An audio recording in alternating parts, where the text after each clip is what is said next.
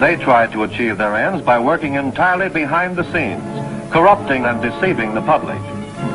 The aims of such groups may be either good or bad, so far as the public interest is concerned, but their methods are a grave danger to democratic institutions. The films also showed how the responsible citizen could monitor the press themselves. They could create a chart that analysed the reporting for signs of hidden bias. But such earnest instruction was to be no match for the powerful imagination of Edward Bernays. He was about to help create a vision of the utopia that free market capitalism would build in America if it was unleashed.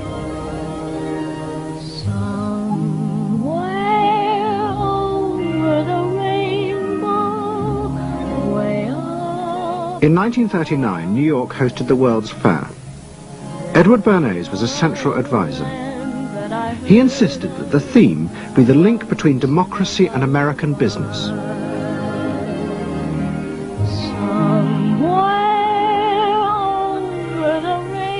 At the heart of the fair was a giant white dome that Bernays named Democracy. And the central exhibit was a vast working model of America's future, constructed by the General Motors Corporation. To my father, the World's Fair was an opportunity to keep the status quo, that is, capitalism in a democracy. Democracy and capitalism, that marriage, right, linking, just like that.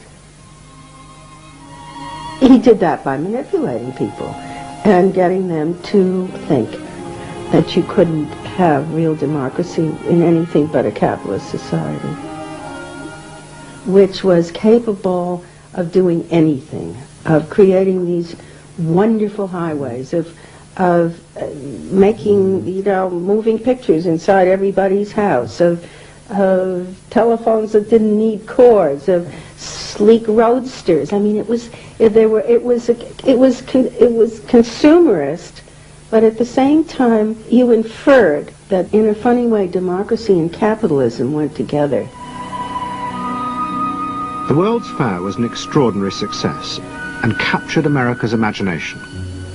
The vision it portrayed was of a new form of democracy, in which business responded to people's innermost desires in a way politicians could never do. But it was a form of democracy that depended on treating people not as active citizens as Roosevelt did, but as passive consumers. Because this, Bernays believed, was the key to control in a mass democracy. It's not that the people are in charge, but that the people's desires are in charge. The people are not in charge. The people exercise no decision-making power within this environment. So democracy is reduced from something which assumes an active citizenry to the idea of the public as passive consumers. Driven primarily by instinctual or unconscious desires, and that if you can in fact trigger those needs and desires, you can get what you want from them. But this struggle between the two views of human beings as to whether they were rational or irrational was about to be dramatically affected by events in Europe. Events that would also change the fortunes of the Freud family. In March 1938, the Nazis annexed Austria. It was called the Anschluss. Hitler arrived in Vienna to an extraordinary outpouring of mass adulation. But even as he drove through the city, behind the scenes, the Nazis were systematically whipping up and unleashing the hatred of the crowd against the enemies of the new Greater Germany. The Anschluss was a kind of explosion of terrible hatred against the enemies, the so-called enemies, or whatever they considered enemies, against the Jews totally, and also against a lot of very distant Austrians who had opposed the Nazis in Austria. They said it's legitimate, now you can do what you want, so they did it. Stealing, robbing and killing, I can't say it otherwise. And human depravity, of course, is always very near to normal behavior. It can change very quickly.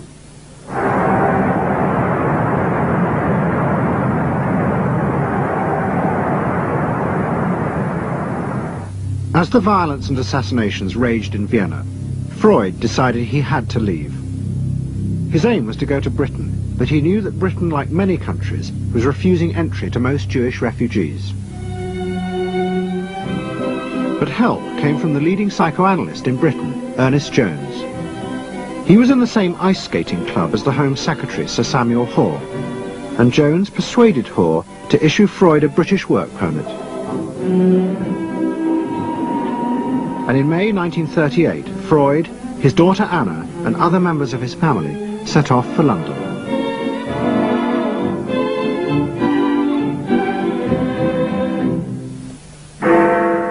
Freud arrived in London as Britain was preparing for war, and he settled with his daughter Anna in a house in Hampstead. But Freud's cancer was now far advanced, and in September 1939, just 3 weeks after the outbreak of war, he died.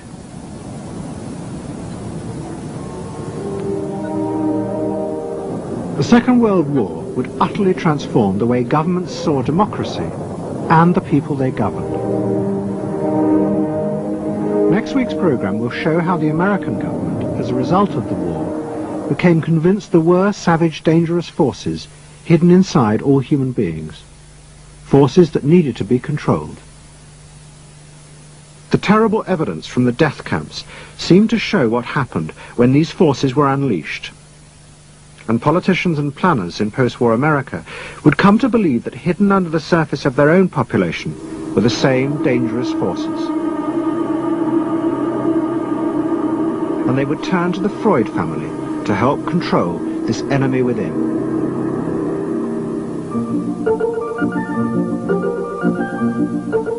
And ever adaptable, Edward Bernays would work not just for the American government, but the CIA. And Sigmund Freud's daughter, Anna, would also become powerful in the United States, because she believed that people could be taught to control the irrational forces within them. Out of this would come vast government programs to manage the inner psychological life of the masses.